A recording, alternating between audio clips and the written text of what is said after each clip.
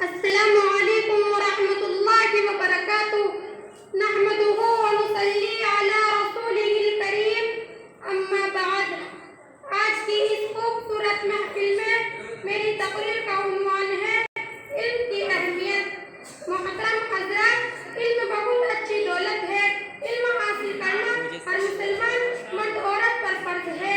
علم سے انسان اشرف المخلوقات کہلاتا ہے۔ علم سے انسان ہر بری بات، ہر بری چیز سے بچتا ہے۔ انسان ہمیشہ اچھی چیز اور اچھی بات کہتا ہے۔ علم ایک ایسی دولت ہے جو بانٹنے سے بڑھتی ہے۔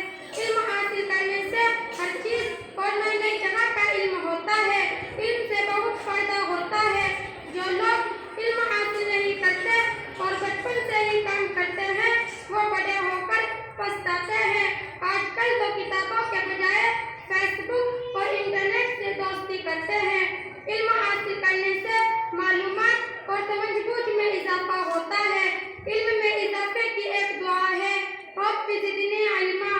ترجمہ: اے میرے رب، علم میں اضافہ فرما۔ اللہ تعالیٰ ہم سب کے علم میں اضافہ فرمائے، آمین۔ میں اپنی تقریر کو اس شعر سے ختم کرتی ہوں۔ علم ایک ایسی دولت ہے جو لٹتی نہیں۔